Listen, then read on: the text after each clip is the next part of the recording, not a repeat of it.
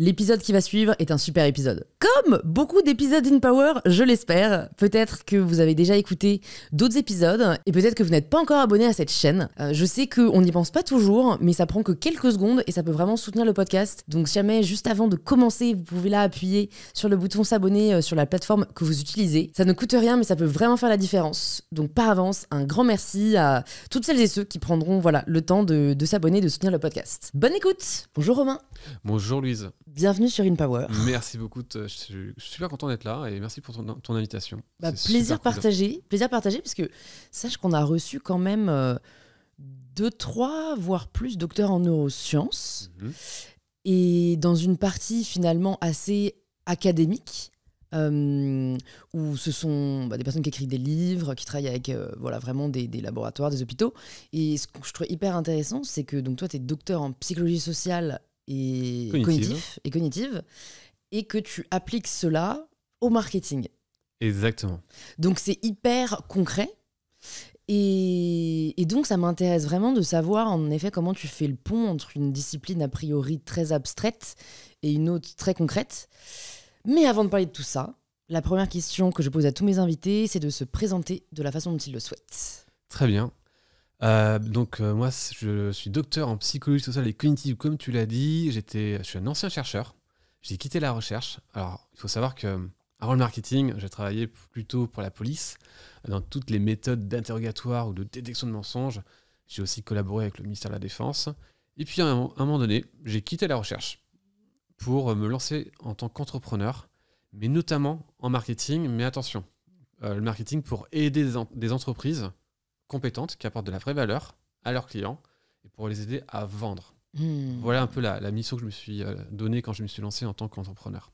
Qu'est-ce qui t'a passionné à la base dans la psychologie sociale et cognitive ? Tu disais juste avant qu'on commençait que c'était un peu dur pour toi, un peu douloureux le collège, le lycée. Déjà, pourquoi ? Et qu'est-ce qui fait qu'ensuite tu te dis, tu sais quoi, on va continuer pendant 8 ans ? Alors, j'ai pas fait exprès. On m'a forcé. Au début, j'ai commencé. En fait, je sais pas, je me suis jamais posé la question de quoi faire dans ma vie. Et j'ai suivi la tendance. Donc, tout le monde allait en médecine. J'ai suivi. Et... T'es allé en médecine ? Ah oui, 1 mois. D'accord, ok. C'était super cool. Mais en fait, je sais pas pourquoi j'y allais. Et en fait, on pouvait tout simplement encore rentrer à l'université. Puisqu'à l'université, on pouvait rentrer en octobre-novembre. C'est vrai. Alors que médecine, c'était en septembre. Et là, j'ai pris un peu... j'ai pris mathématiques appliquées aux sciences sociales, ce qui est la logique après mon parcours. Et là, il y avait une option. Il y avait l'option psychologie. Et là, premier cours de psycho, j'étais passionné. C'est incroyable. Et je me suis dit, waouh, c'est trop bien cette discipline, je veux faire ça. Et je fais le basculement et je passe à 100% psycho. Et moi, je me suis dit, allez, je vais être psychologue clinicien. C'est trop bien, donc une passion pour la psychologie. Donc là, j'adore ça. Par contre, pour la psychologie sociale et cognitive, je suis tombé au hasard. En fait, c'était une erreur sur Google. À la base, j'étais plutôt dans le champ de la psychanalyse, le champ lacanien, freudien. J'étais à fond. J'étais dans les cartels de Lacan, trop à fond, quoi. Et à un moment donné, je me suis dit, il y a un problème avec cette discipline. Dans mes stages, je vois bien que je rencontre un frein. Et là, je trouve les thérapies cognitivo-comportementales. Les TCC. Les TCC. J'ai dit, c'est trop bien, c'est une dinguerie. Du coup, je me dis, je vais m'orienter dans ce domaine. Et au lieu de taper sur Google entretien clinique, je tape entretien cognitif. Parce que je me suis dit, c'est logique. TCC, cognitif, entretien cognitif. Le problème, c'était que l'entretien cognitif n'était pas un entretien thérapeutique. C'était un entretien judiciaire. Et je me suis inscrit dans ce séminaire. Et quand j'ai rencontré le big boss de ce domaine, qui s'appelle Jacques Pi, il était trop impressionnant pour que je dise non. Donc lui, il m'a dit, ok, je vous inscris dans mon séminaire. Je me rends compte que c'est une erreur. J'ai pas osé dire que c'était une erreur, parce qu'en plus de ça, il a été malin, il m'a fait de la flatterie en disant, vous avez un bon dossier, hop, je vous prends. Et du coup, je dis à tous mes amis, je suis parti en psychologie sociale et cognitive, je travaille avec la police. Alors que j'étais le gars qui vendait la thérapie, qui était toujours en train de faire de la propagande dans ce domaine. Et en fait, c'était une erreur. C'est un beau storytelling, cela dit. Hein. Ah oui, c'est comme l'intertatin. C'est vrai. Mais ça a été la plus belle erreur parce que j'ai découvert du coup la psychologie scientifique un peu plus carrée sur les études.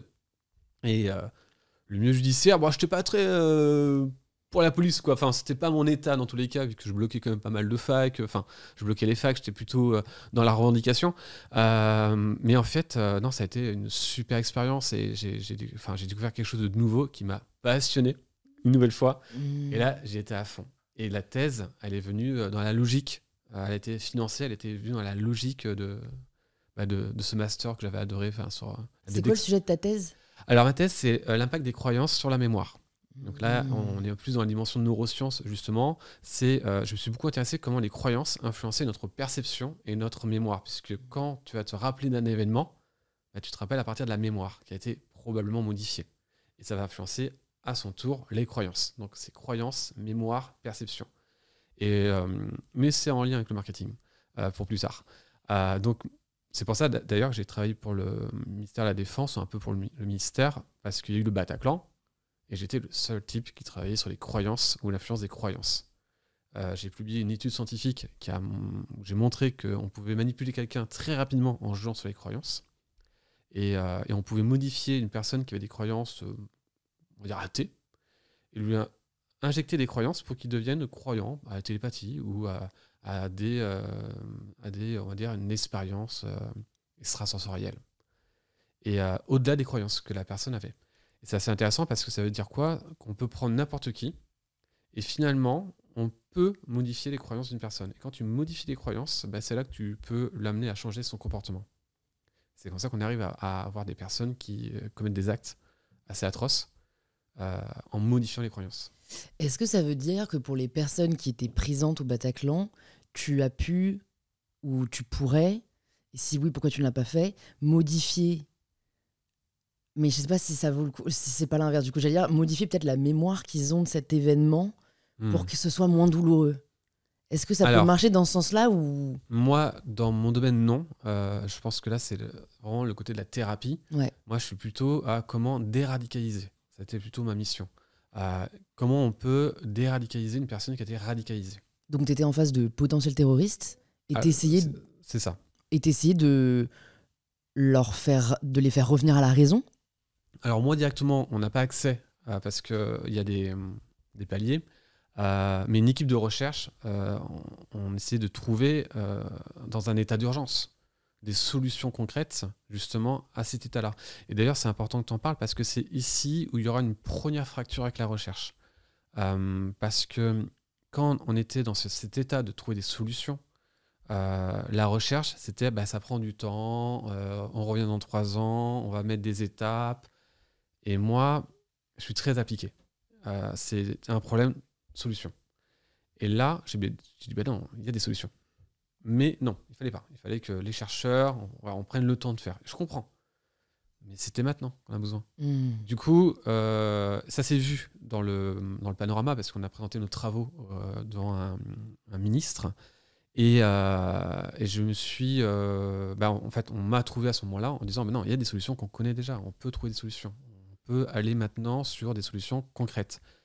Alors, je ne peux pas tout dire malheureusement, enfin, j'ai un droit de... Ce que je peux dire, c'est ce que j'ai publié. Par exemple, la démarche qui avait été mise en place, c'était il faut leur expliquer que c'est faux. Non, ils ont été ultra manipulés, enfin, ils ont été ultra... conditionnés, endoctrinés. Exactement. Donc, la première logique, c'est de comprendre le processus et de ne pas tout déconstruire, mais de déconstruire ce qui peut être dérangeant, mais de garder leurs croyances. S'ils croient qu'il y a eu le complot, pourquoi pas, on laisse. Donc, je vais un peu rationaliser ça et donner des outils, justement, aux personnes de terrain pour, justement, mieux appréhender les gens qui ont été radicalisés. Alors, moi, je n'étais pas en direct. Hein. Et alors, si j'étais une de ces personnes et que tu étais en entretien direct avec moi, quelles sont peut-être les méthodes que tu vas mettre en place par ordre de priorité et comment tu vas mesurer si c'est efficace ou non ? C'est une très bonne question. C'est pas évident parce qu'il y a des individus qui sont uniques avec une histoire particulière. Je ne vais pas rentrer dans la contradiction. C'est la première chose que je vais mettre en place, c'est que cette personne a des croyances et j'ai les miennes. Alors, il faut savoir que cette attitude, je l'ai apprise dans d'autres formations, parce que quand on est scientifique, forcément, quand quelqu'un a des croyances qui sont, on va dire, non scientifiques, on a une tendance à être frustré et à aller contre. Bah là, non. En fait, j'ai appris beaucoup j'ai appris à ce moment-là que chacun avait des croyances. Et on peut s'amuser dans les croyances dans le monde. Il y a 4000 croyances religieuses.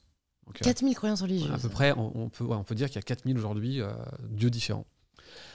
Ou des croyances tout court. Enfin, ça peut être n'importe quoi en fait, aujourd'hui.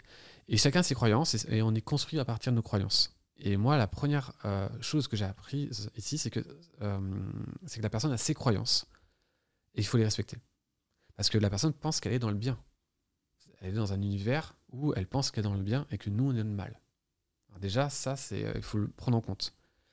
La deuxième chose, c'est qu'on va éviter l'argumentation rationnelle. Alors, rationnel, c'est un mot, attention, entre guillemets. Ça veut dire rationaliser en disant non, mais ça c'est faux. Elle est dans l'essayer de convaincre. La position de sachant. Exactement. Ça, on va l'éviter. On va essayer de comprendre l'histoire. La deuxième technique, c'est que nous, on va pas contredire les choses, même qu'on n'y croit pas, on va juste contredire la croyance dérangeante. Donc, par exemple, dans une secte, la personne qu'on a en face de nous, elle va nous sortir des croyances de sa propre secte. Mais ces croyances-là, par contre, on va y aller. On va dire oui, ça non. Mais on va laisser le reste, parce qu'elle a besoin du reste à ce moment-là. Elle a besoin de se sentir, par exemple, qu'elle est unique. On lui a dit, écoute, t'es incroyable, enfin, je vais te le faire directement, ça va être tu vas sentir l'effet. Louise, juste avant, je suis allé voir ton profil, j'ai fait des petites recherches sur toi, ton parcours il est incroyable. Je sens que t'es quelqu'un tu t'es toujours senti différente des autres. Ça se voit et ça se ressent. Toi, ça te fait plaisir automatiquement. Non, en fait, je rigole parce que je trouve que c'est vraiment la tarte à la crème, la différence, mais qui, en effet... Imagine un enfant... Évidemment qu'on est tous différents, c'est par définition. Mais imagine quelqu'un qui entend ça. Bah oui. Mais surtout quelqu'un de vulnérable, à qui on a forcément peut-être jamais donné de l'importance. Exactement, mais il faut savoir que ça, je l'ai testé dans des conditions, et ça marche super bien. Dès que tu dis à quelqu'un, tu es très intelligente, tu es brillante, la personne automatiquement, même si elle sait que je fais un test, elle ressent du plaisir. C'est normal, c'est automatique. On pourrait faire l'inverse, on pourrait dire à quelqu'un, stresse pas, calme-toi, et ça va l'énerver automatiquement. C'était une technique un peu de manipulation d'ailleurs que Sarkozy avait utilisée contre Ségolène Royal en disant calmez-vous. Et automatiquement, elle s'énerve. Donc c'est des injonctions. Du coup, pour revenir à ça, c'est qu'eux, ils ont été bercés en disant que, ou quand tu entends une secte, c'est la même chose. Vous êtes incroyable, tu es quelqu'un d'unique, les autres ne pensent pas comme toi. C'est ultra puissant. Donc si ça, tu l'enlèves, ben non, je préfère... non, on va pas l'enlever. Pas à ce stade. Donc on va travailler sur la croyance qui est dérangeante, la croyance qui va être dangereuse pour elle et son entourage si besoin. Et ensuite, l'amener aux émotions. C'est-à-dire l'amener aux émotions, c'est de lui rappeler les émotions positives avec la famille, notamment parce qu'il y a un détachement avec la famille ou avec les amis. Là, je parle de la secte de manière générale. Et donc nous, on va rattacher à ça. Enfin nous, les gens de terre. Encore une fois, moi, je suis totalement, pour le coup, dans la théorie, dans cet exercice. Ok, hyper intéressant. Ça touche aussi un peu au mensonge. Et je crois que j'en ai jamais vraiment parlé avec les différents experts que j'ai reçus sur le podcast. Autant, on en parlait aussi avant que de Rec, mais autant je me targue d'être une plutôt bonne menteuse, autant j'ai du mal à repérer les menteurs. Et je m'étais fait avoir par Jarry, ce comédien humoriste, où vraiment j'étais sûre d'avoir trouvé son deux vérités un mensonge. En fait, pas du tout. Est-ce qu'il y aurait des outils qui nous permettraient de détecter si une personne est en train de mentir ? Alors, il y a des outils, et ils sont un peu contre-intuitifs dans la police. On pense qu'on détecte un menteur par le non-verbal. C'est faux. En fait, il y a des soi-disant experts du non-verbal qui vont nous faire un peu comme dans Le Mentaliste ou dans le film, dans la série Lie to Me. Bon, ça, il faut oublier, ça marche pas. De manière générale, on détecte les mauvais menteurs. Tout le monde. Oui. Mais les bons menteurs, pour avoir testé en laboratoire des gens qui se prétendaient experts du domaine, en fait, ils ont des résultats qui sont au niveau du hasard, comme des étudiants de première année de psychologie. En fait, on est très mauvais pour détecter les bons menteurs. En fait, on est aujourd'hui très très mauvais. Donc ça, c'était la première chose à prendre en considération. La deuxième chose, c'est qu'on va plutôt détecter le verbal. Donc, en réalité, c'est plutôt dans les mots qu'on va choisir. Pourquoi ? Parce que entre une scène que tu as vécue et une scène que tu n'as pas vécue, ce n'est pas le même processus en termes de mémorisation. Dans la première version, quand tu as vécu une scène, tu vas rechercher de l'information. Dans l'autre, tu dois créer de l'information. Ce n'est pas le même processus cognitif. À partir de là, on peut avoir des indicateurs qui nous permettent de plus ou moins discriminer si quelqu'un ment ou pas, mais avec un taux de fiabilité, encore une fois, pas très très élevé, enfin, 70-80%. C'est pas incroyable. Donc aujourd'hui, dire qu'il y a des gens qui détectent bien le mensonge, enfin, dès qu'on me le dit, je le crois pas. Et j'en ai eu des policiers. Oh, moi, les menteurs, je le sais. Oui, mais c'est une fois sur deux. C'est 50% en fait. Je tire une pièce, pile ou face, c'est pareil. Ils prennent pas en compte ce genre de données. Et puis dès qu'on les teste en laboratoire, ils sont tellement confiants qu'ils se trompent. Moi, j'ai passé alors, je peux pas dire encore la vidéo aujourd'hui. Je suis passé sur YouTube dans pas longtemps dans une émission où il fallait détecter justement le menteur. Et j'étais sûr de moi. Mais vraiment sûr de moi. Et je me suis trompé. Et après coup, je me suis dit, mais comment j'ai pu me tromper ? C'est impossible. Et après coup, je me dis, mais oui, il avait... En plus, c'est incroyable ce que j'ai fait. Il y avait la personne qui disait la vérité, la personne qui disait un mensonge. Il y avait deux autres menteurs, mais eux, c'était facile.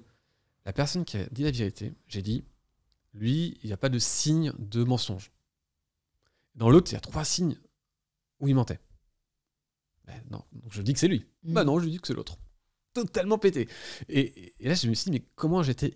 avec toutes mes connaissances, comment j'ai pu me tromper ? Mais en fait, sur le moment, tu ressens tellement d'émotions, il y a les caméras, il y a tout. Ouais, t'as un enjeu. Il y a un enjeu qui fait que j'ai été irrationnel, comme j'ai pas pris ma décision à partir de données. Et là, j'ai compris que j'aurais pas pu être magistrat, pilote d'avion ou avocat, parce que ils doivent gérer leurs émotions, il faut prendre la bonne décision au bon moment. Et j'ai mal contrôlé mes émotions et j'ai eu en effet une décision irrationnelle. Et c'est donc dans la détection de mensonges, tu peux avoir les meilleures connaissances. Sur le moment, il y a des facteurs qui jouent, qui fait que tu ne vois pas ce qu'il faut voir. Tu peux le voir après coup, c'est facile, mais sur le moment, c'est compliqué. Et pour un policier, c'est compliqué. Donc dire qu'il y a des super détecteurs, j'y crois pas vraiment. La recherche ne le prouve pas. Puis dès qu'on me le dit, viens au laboratoire, on va tester. Pour le moment, ça marche pas. Donc tu prends le jeu de Squeezie. Moi, je me trompe souvent à détecter le bon menteur. Et je suis là, c'est pas possible du tout, j'aurais jamais pu détecter. Alors après coup, c'est facile. Et je prends les meilleurs dans le domaine, je leur montre l'émission de Squeezie, ils vont se tromper. Donc en plus, c'est même pas des professionnels. C'est même pas des professionnels. Ouais, du mensonge. Donc quand on me sort, voilà, que je suis on me le sort. Je suis un super détecteur pour savoir si quelqu'un ment ou pas. Bullshit. Moi, prouve-le-moi. Et est-ce que tu aurais un conseil si jamais on est dans la situation où on veut savoir si quelqu'un nous ment ?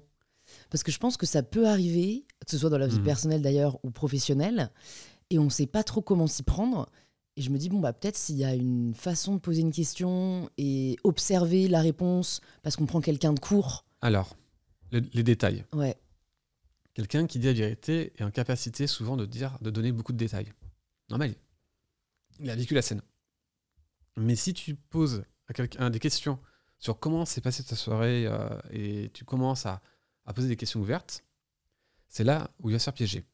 Mais un vrai menteur, même dans le milieu judiciaire, on va le détecter avec le discours qu'il va donner et les preuves matérielles. Et souvent, un menteur, tu vas le détecter parce que c'est incohérent par rapport à d'autres faits matériels. Tu vas le mettre face à une contradiction. Face à une contradiction. Donc la technique, c'est de ne pas directement lui poser des questions pour dire je crois que tu me mens, parce que là, il va vite être en mécanisme de défense, enfin, il va se défendre, il va être assez bon. Là, il faut juste le laisser parler et toi, de voir si c'est cohérent avec les informations que tu possèdes. Et c'est là qu'on va créer des incohérences. Avant, dans la police, on était plutôt frontal. Ouais, là, c'est regarde, ici, ça. Et puis, 1 plus 1 égale 2. Voilà, et puis avec l'avocat derrière, c'est compliqué. Là, on prend le temps de poser les questions, de recueillir des informations, mais lui, il ne sait pas ce qu'on a. Et après, un par un, on va confronter les preuves matérielles avec le discours. Mais lui, vu qu'il a déjà beaucoup dit, c'est pas évident. Et c'est là qu'on va piéger. Donc en fait, un menteur, tu vas souvent le détecter par rapport aux informations que tu possèdes déjà et au discours qu'il va énoncer quand tu vas lui demander plus d'informations. Et là, tu vas repérer des incohérences. Ça, c'est la méthode aujourd'hui qui va être utilisée notamment en Angleterre, enfin un peu dans le monde, pour détecter le mensonge. Ensuite, encore une fois, ils ont beaucoup de mal à donner des informations sensorielles. Le bruit, les couleurs, puisqu'ils ne l'ont pas vécu, ils ne l'ont pas mémorisé. Par exemple, on voit qu'ils utilisent parfois des mots de distanciation. Je pense que... pourquoi tu dis je pense? Tu l'as vécu. Ou ils vont dire vraiment. Alors là, ça, c'est quelque chose que j'ai vu, mais après coup, les gens disent non, ça s'est vraiment passé. Je suis vraiment allé à New York. Mais pourquoi tu dis vraiment? Et donc, on va pas dire que vraiment c'est un signe de mensonge.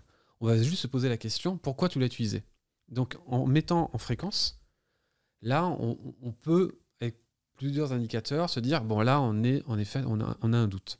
Le discours, il est douteux. Donc, on va. Moi, je me souviens d'un cas dans la police où la personne avait pris une distance. C'était la maison avait brûlé. Et il avait pris une distance avec sa maison. C'était bizarre, la façon. Alors, c'est lui qui avait brûlé pour l'assurance. Et la façon où il l'avait énoncé, les policiers avaient dit non, mais il y a une distance, c'était bizarre. Et du coup, ils ont creusé cette hypothèse en priorité. Et à partir de là, ils ont vu qu'en fait, c'était lui qui avait brûlé sa maison. Donc, la détection de mensonges va nous servir surtout à prioriser l'investissement en termes d'enquête. Donc voilà, on va un peu regarder l'ensemble des comportements. Et les mots, pour nous, c'est important. Moi, quelqu'un qui me dit des choses évidentes, moi, j'aime pas les menteurs. Oui, mais comme tout le monde. Pourquoi tu as besoin de... Est-ce qu'il y a quelqu'un qui aime bien les menteurs? Ah oui, moi, j'adore ça. J'adore qu'on me ment. Je ne sais pas pourquoi. Non, c'est bizarre. Donc, on va se dire... Ça ne va pas dire qu'il est un menteur. Par contre, ça va forcément nous interroger. C'est un signal faible. Moi, la dernière fois, on était en soirée, on parlait de... Alors, ce qui est normal. La personne me dit « Moi, j'aime pas les pédophiles. » Mais là, il n'y a que des psychologues, donc il ne fallait pas dire ça. Déjà pédocriminel. donc, en fait, ça ne veut pas dire qu'il est. Attention, rien. Mais par contre, c'est sûr que ça va nous faire poser la question. De se dire, pourquoi tu as besoin de le préciser? Parce que est-ce qu'ici, il y a des gens qui aiment bien, en fait? Ouais. Ça veut dire ça, en fait. Ouais. Donc pourquoi tu as besoin de le préciser? Alors peut-être qu'il a des pensées qui répriment, ou peut-être pas du tout, attention. Ça ne veut pas dire. Par contre, c'est sûr que ça va créer la question.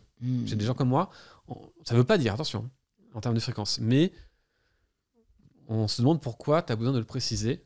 À ce moment-là, c'est assez bizarre. Voilà, c'est bizarre parce que c'est-à-dire qu'il y a des gens qui aiment bien. Donc, ce genre de propos, pareil, on va essayer d'un peu de... Ça ne veut pas dire, encore une fois, mais ça va quand même donner des indices. Et tu vas cumuler les indices, les fréquences, et c'est là que tu auras un résultat. De ce résultat-là, tu pourras prendre des décisions. Ça me fait poser une question qui digresse un peu, mais bon, c'est pas grave, c'est le but. Qu'est-ce qui fait, selon toi, un bon avocat? Ou quels sont les avocats qui t'ont impressionné? Parce que, alors j'ai des amis qui le sont tout juste, parce qu'en plus avec le barreau et tout, c'est long, force à vous. Mais autant ils étudient le droit, autant est-ce qu'ils étudient vraiment la plaidoirie et la rhétorique? Parce que je me dis, ce qui est dur pour eux, c'est que parfois ils doivent... C'est pas vraiment mentir, mais instrumentaliser la vérité pour qu'elles aillent dans leur sens. Exactement. Il y a un secret pour ça. Ils ne le connaissent pas. Ils ne sont pas formés à ça. Mais tous les meilleurs avocats que j'ai rencontrés, dont un ancien ministre, utilisent les émotions. Tout est dans les émotions. Parce que malgré ce qu'on peut croire, nos décisions ne s'appuient pas sur des données. On essaye. J'ai donné des cours à l'école de magistrature sur ce propos, justement. On pense qu'on prend des décisions de façon rationnelle, mais non. Elle est forcément motivée par des... Enfin, elle va puiser dans les émotions. Et donc, quand il y a une décision finale, elle va dépendre de l'émotion qu'on va ressentir. En fonction des émotions que je vais t'injecter, ta décision ne sera pas la même. C'est ça, en fait, rationalité et émotion. Tout est des émotions, déjà. Il faut partir en principe que tout est une décision émotionnelle, mais c'est l'intensité de cette émotion qui va influencer ta décision. Et là, un avocat, il peut jouer sur les histoires, parce que les histoires permettent d'injecter des émotions d'empathie directement, comme s'il n'y avait pas de filtre. En fait, il faut savoir que les histoires, comme en marketing, notre cerveau pense qu'elles sont vraies. Nous, on sait que c'est faux. Mais notre cerveau, lui, il adore ça. C'est pour ça qu'on adore les films, parce que les films, en fait, notre cerveau pense que c'est vrai. Et donc, du coup, on prend du plaisir. Alors que ce sont des acteurs, c'est faux. On ne devrait pas ressentir autant d'émotions, mais on le ressent. C'est pareil, dès que l'histoire est énoncée, même si tu sais que les histoires vont être un élément d'influence, tu vas être influencé. Même quand le magistrat ou un jury, ou des jurés aux États-Unis, sont prévenus sur ces effets émotionnels et ils sont quand même influencés. Et ça va jouer. Et donc, du coup, les meilleurs avocats, c'est certes, certains ont une très bonne rhétorique, mais savoir jouer sur les émotions, c'est vraiment le secret pour influencer. Par exemple, les temps de pause. Pour appuyer un mot fort. Ça va influencer, même si tu es au courant, c'est trop tard. Ton jugement, il est automatiquement influencé. Les émotions. Donc voilà tout ce que tu peux dire à tes amis. Et alors, comme j'aime bien l'esprit de contradiction, Vas-y. les psychopathes qui ne ressentent a priori pas d'émotion. Alors en effet, certains psychopathes... Comment ils prennent leurs décisions? Qu'est-ce qui influence leurs décisions? Alors ça, c'est une très bonne question. J'ai très peu étudié la question. Certains psychopathes ne ressentent pas... Alors, ils ressentent des émotions, mais pas forcément celles... parce qu'en fait, les émotions, c'est partout dans le cerveau. Malgré ce qu'on peut croire, il n'y a pas une zone qui gère les émotions. Les émotions sont gérées dans l'ensemble du cerveau. Et les émotions, il n'y a pas qu'une émotion, il y a plein d'émotions. Et en effet, il y a les émotions empathiques.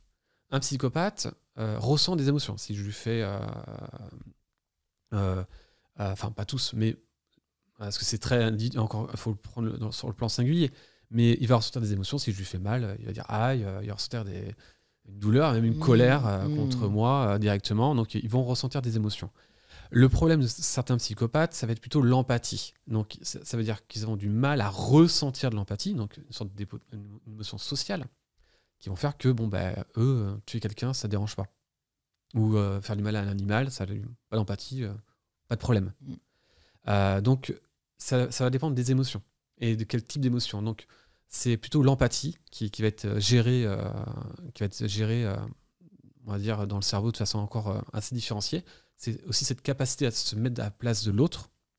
Et eux, en effet, en fonction encore, certains ne le ressentent pas, d'autres un tout petit peu. Voilà, on a tous un degré, en fait, sur une échelle, un continuum. On va avoir plus d'empathie que d'autres. Et certains psychopathes, en effet, sont sur le continuum très à gauche, c'est-à-dire très faible. Vide. Voilà. Est-ce qu'on a intérêt à la muscler, notre empathie? Alors, c'est une très bonne question. Moi, je vais dire oui. Et je le conseille fortement même dès le collège et le lycée parce que je parlerai d'intelligence sociale, de prendre en compte l'importance des émotions des autres. Ça s'apprend, bizarrement. J'ai rencontré des personnes, beaucoup, qui n'avaient pas cette conscience-là. Et au fur et à mesure de leur expérience négative, ils ont compris l'importance des émotions des autres. Très souvent, quand on a 15, 16, 17 ans, 18 ans, on n'a pas toujours masse d'empathie. La preuve, on va parfois rabaisser certaines personnes, chose qu'on ne ferait jamais à 30, 40 ans. On voit bien qu'il y a un changement, il est observable. Vrai. À partir de là, on apprend au fur et à mesure du temps. Ça s'apprend déjà. Enfin, c'est quelque chose qui évolue dans le temps. Oui, on peut l'apprendre, l'empathie sociale, l'intelligence sociale, de se dire, là, tu vois qu'elle est triste. Et c'est pas bien, en fait. Et de prendre conscience de ça, tu l'intègres. Et c'est pour ça que je milite pour des cours d'empathie et d'intelligence sociale dès le plus jeune âge, et de montrer que les professeurs montrent que non, tu dois pas... là, vous êtes en train de l'exclure, de montrer que c'est grave, en fait. Non, il faut pas faire ça, il faut aider. Pour ça, je suis aussi pour des cours où quand quelqu'un est moins bon dans un domaine, qu'il soit aidé. Et ça reste de l'empathie, ça reste de la coopération. Et ça s'apprend par l'expérience. On a vu des personnes, par exemple, une rupture amoureuse. C'est tellement violent que là, comme par hasard, les gens ils commencent à apprendre des choses. Et certaines personnes peuvent apprendre à être, oui, j'aurais dû plus faire attention à ses besoins, et ça va être l'autre personne qui va en profiter. Donc on apprend avec des expériences, on apprend. Si demain, je te disais que tu peux être en charge du premier programme d'empathie pour les élèves de primaire, ça ressemble à quoi ton cursus sur 1 an? Alors, qu'est-ce que tu balais? Bonne question. Pour moi, c'est la première initiative, c'est la coopération. C'est-à-dire un temps d'entraide. Ça, c'est important de toujours aider quelqu'un. Après, en primaire, je pense qu'on peut déjà distinguer des moqueries, j'imagine. Donc ça, c'est de les observer et d'y travailler directement. On on peut rire de quelqu'un tant que la personne, elle en rigole ou que ça paraît être gêné et c'est bienveillant. Mais la moquerie qui rabaisse, je pense que là... Elle ne sert personne. Ouais, ça, alors ça peut arriver. Encore une fois, c'est une question de fréquence. Mais un peu trop, je connais tellement de personnes qui ont été traumatisées du collège et du lycée, qui n'ont pas pu bien travailler à l'école, alors qu'ils adorent ça, à cause de ce genre de comportement, le harcèlement, que c'est un truc que je combattrais dès la primaire. Parce que je pense que l'école, on peut l'aimer quand tu t'entends bien avec tout le monde, mais quand tu dois te protéger à la cour de récré et dans ta classe par rapport à des gens qui se moquent de toi, donc quand toi tu prends la parole, c'est encore plus dur, tu peux pas te concentrer sur le contenu du cours. Ouais. Et j'ai rencontré trop de personnes qui ont vécu ça. Et là, je me dis, je suis assez radical dans les positions. Et pour moi, dès que tu vas attaquer, humilier une personne, voilà, ce côté, prendre du plaisir à humilier, c'est la première règle que je vais interdire. Si tu peux pas le faire, et je vais intervenir. Et les profs qui me disent, non, c'est pas grave, ils apprennent la vie. Non. Non, c'est un trauma qu'ils apprennent. Non, ils apprennent un trauma. Oui, ça arrive, mais la fréquence, non. Ouais. Encore une fois, la fréquence, il y a une intensité que je peux pas tolérer. Et ça, pour moi, c'est important. Et l'intelligence collective, l'intelligence sociale, c'est deux... chevaux de bataille. Exactement. Exactement. Et qu'est-ce qui fait que tu n'as pas continué dans cette voie-là, judiciaire, voire de l'éducation, et que tu te sois tourné vers le monde de l'entreprise, et notamment appliquer cette psychologie sociale et cognitive au marketing? Alors, c'est une très très bonne question. Le processus, il a été assez compliqué. J'ai eu la chance d'avoir une belle carrière dans la recherche. J'ai publié dans des belles revues, d'avoir le poste, d'avoir ce que j'en rêve en fait. Mais déjà, ça faisait 8 ans, 7 ans. Donc, il faut comprendre qu'on donne des cours dès qu'on rentre en thèse. Après, on a les postes d'ATER. Après, on a les postdocs. Après, on a le poste on devient chercheur. Et en fait, il faut savoir que ça passe vite. Et surtout que ça se répète. Donc, il y avait cette lassitude de donner toujours les mêmes cours. Et la charge administrative que tu te prends, elle est énorme. Et là, déjà, c'est un frein. Et tu vois tes collègues aussi fatigués à faire la même chose. Mais ce n'était pas l'élément déclencheur. L'élément déclencheur a été pas mal le Bataclan ou la police, où moi, je lui proposais des solutions radicales où la recherche mettait du temps. Et la recherche était trop théorique. Mes collègues, que j'adore, ils parlent de mots super compliqués, ils parlent de plein de trucs, ils font beaucoup de recherches théoriques, mais dans l'application, qu'est-ce qu'on mesure? Et j'ai compris que moi, j'étais plutôt bon problème, solution. Et ça s'est senti dans mon laboratoire, ça s'est senti auprès de mes collègues que j'étais plutôt de terrain à trouver des solutions maintenant et pas plus tard. Donc ça, c'était la réflexion que j'ai eue. J'avoue que l'histoire des croyances m'a beaucoup bouleversé. Le travail était difficile, c'est pas évident. Donc ça, c'était aussi une autre cause. Et à un moment donné, je me suis dit, déjà, j'avais cette remise en question. Après, j'ai eu le décès de mon père, qui a été d'un coup. Il était en bonne santé, nickel. Puis d'un coup, il meurt. Bon, ça, c'était un choc pour moi. Donc là, je me dis, comment on peut mourir aussi vite, comme ça, sans prévenir? Pas de maladie, rien. On ne sait pas. Et voilà, ça a été un choc ultra violent. Et vu que j'étudiais les religions par rapport à mon travail, parce que je m'orientais sur la croyance religieuse, suite à mes publications, j'ai étudié les 3 grandes religions. Enfin, j'ai étudié beaucoup la religion. Ça me passionne parce que on est influencé aujourd'hui par ces croyances-là. Aujourd'hui, même si on est athée, on a des pratiques issues de la religion. Et avec beaucoup d'ouverture. Et à un moment donné, j'ai lu un truc qui m'a pas mal plu. C'est dans le judaïsme, où il y avait cette histoire de quand tu restes quelque part, tu meurs, mais quand tu pars, tu vis. Et je me suis dit, ça fait 7-8 ans que je suis dans la recherche, c'est génial, mais c'est la même chose. Peut-être que vivre, c'est de se dire, j'arrête tout, et de partir sur autre chose. Et c'est là où je me suis dit, il faut que je fasse autre chose. Là, je suis tombé sur Tim Ferriss, j'ai adoré, et là, j'ai commencé à préparer. Et là, encore une fois, il y a le destin qui arrive. Notre laboratoire reçoit un financement d'un groupe, Total Energy, pour du marketing, mais écologique. Ça plaît beaucoup. Ouais, ça va pas passer s'il n'y avait pas avec le CNRS. C'est pas évident. Enfin, ce ne serait pas passé dans notre laboratoire, en tout cas dans notre contexte. On est une fac quand même sciences humaines. Donc, plutôt les causes écologiques étaient valorisées.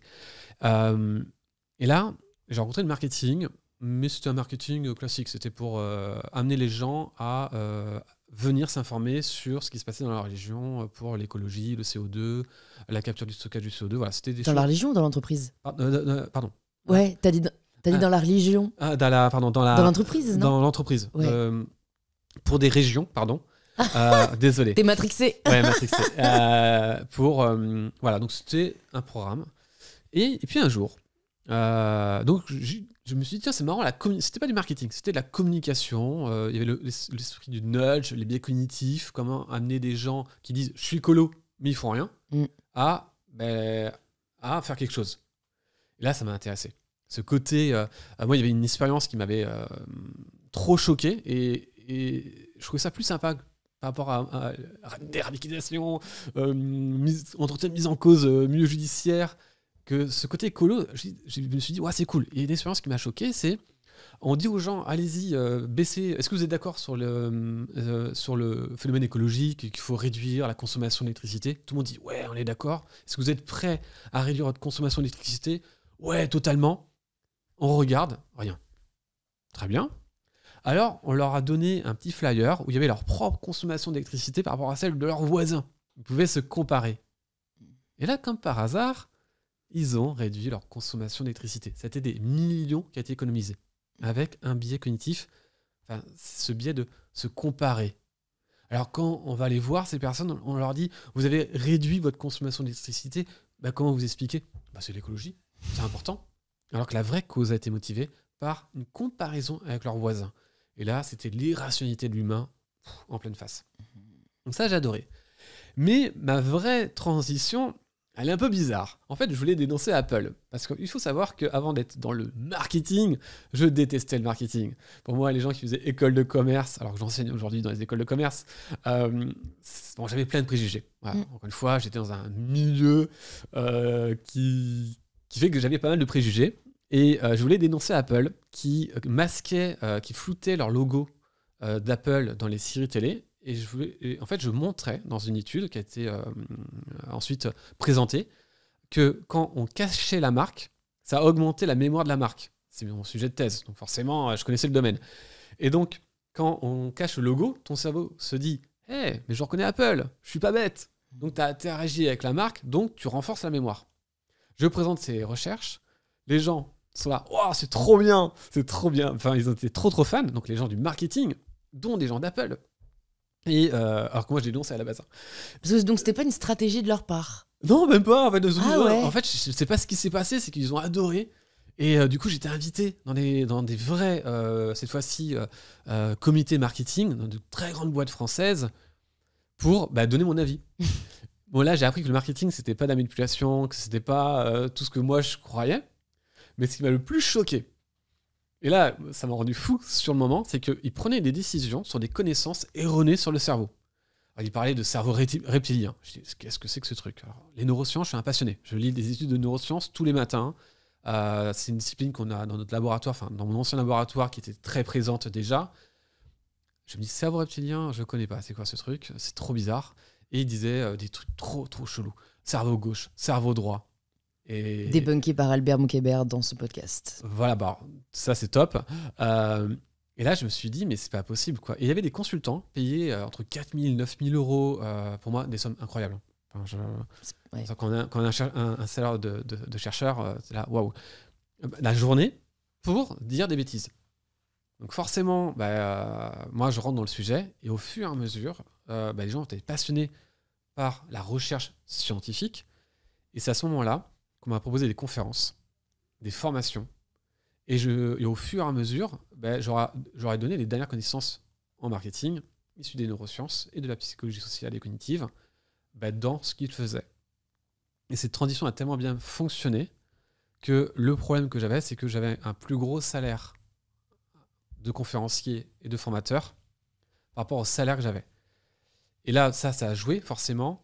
Et là, je me suis dit, bon, le marketing, ça me plaît. La vente, ça me plaît. J'adore l'entrepreneuriat. Je découvre. Il y a quelque chose à faire dans l'entrepreneuriat. Il y a un combat à mener. Un combat, justement, sur l'écologie, ou même pas. Aussi sur des produits qui font du bien à l'humain. Donc là, je me suis dit, OK, il y a quelque chose à faire. Dans la recherche, c'est trop lent.